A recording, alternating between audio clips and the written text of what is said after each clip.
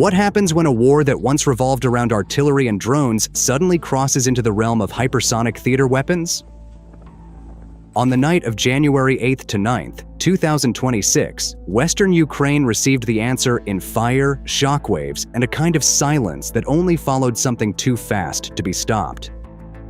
While air raid sirens screamed across Lviv Oblast, something far more decisive was already in the air. Launched from Kapustin Yar, deep inside Russian territory, an Oreshnik intermediate-range ballistic missile tore across the sky at more than 10 times the speed of sound.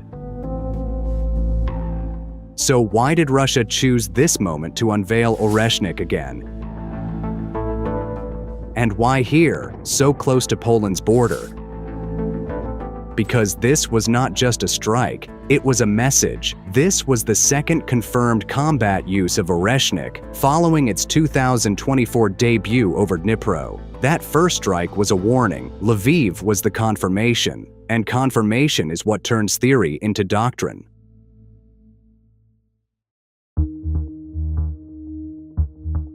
Oreshnik is not simply a bigger Iskander or a longer-range Kinzhal. It belongs to an entirely different class of warfare.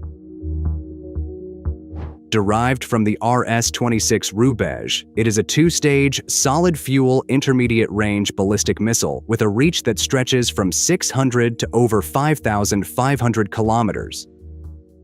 From Russian or Belarusian soil, it can reach nearly every logistics hub that keeps Ukraine alive.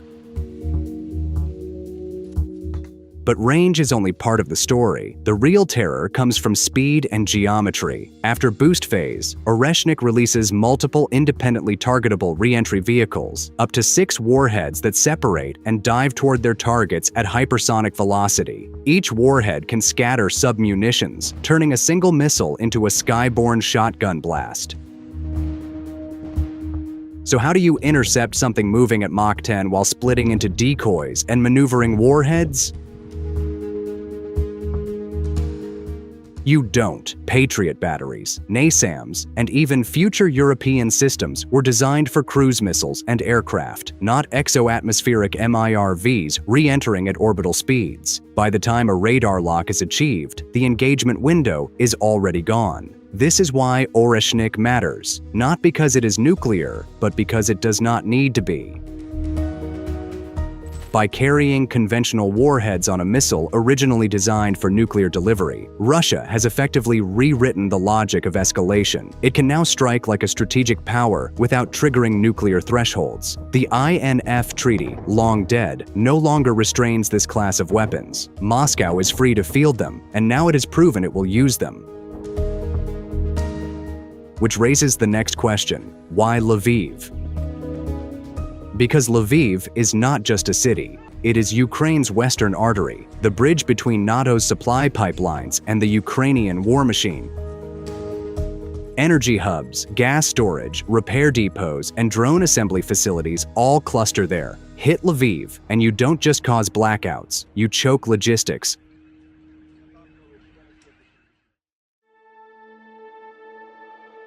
The January 8th barrage was built like a trap. Hundreds of cheap drones went first, saturating Ukrainian radars and forcing air defense crews to burn through missiles. Cruise missiles followed, complicating targeting. And while operators were busy sorting echoes from threats, Oreshnik was already in its terminal phase.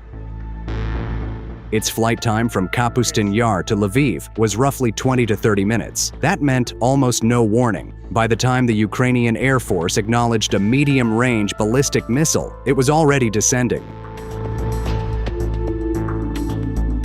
Explosions were reported near gas storage facilities and power infrastructure. Blizzard conditions made firefighting and rescue almost impossible, and the real damage was systemic.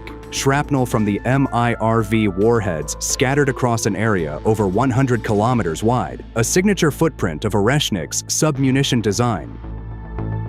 Ukrainian officials avoided naming the missile, but debris told the story. SBU investigators recovered guidance components, engine nozzles, and fragments of the warhead bus. This was no prototype. This was a production-grade weapon. And despite Patriots deployed in the region, not a single intercept was confirmed. So what does it mean when Western-supplied defenses fail against a single missile, even when they know it is coming? It means the balance has shifted. NATO officials were quick to condemn the strike, especially its proximity to Poland. But condemnation is not interception. The real fear inside European defense ministries is that Oreshnik now gives Russia the ability to strike deep, fast, and conventionally while staying below nuclear red lines. That is a nightmare scenario for planners.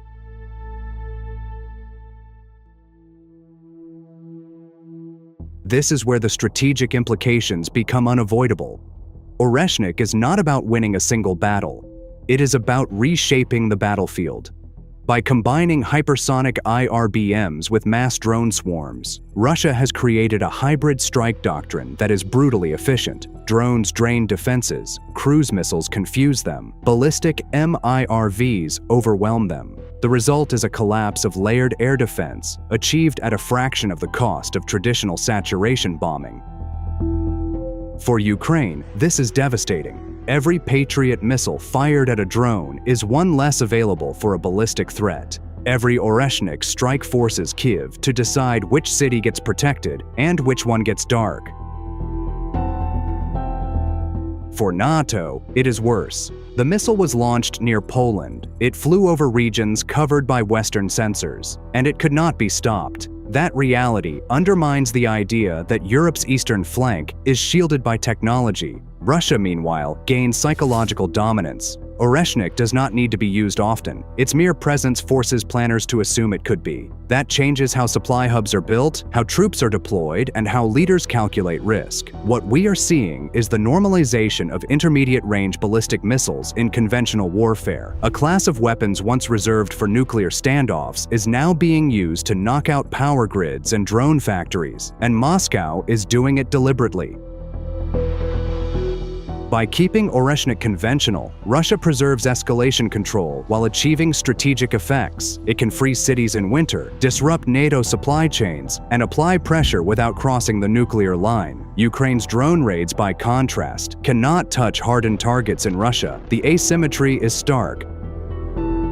So as winter deepens and energy infrastructure becomes ever more critical, the question is no longer whether Russia has the technological edge. The question is how long Ukraine and its backers can operate under the shadow of a weapon that arrives faster than diplomacy, faster than interceptors, and faster than any warning siren.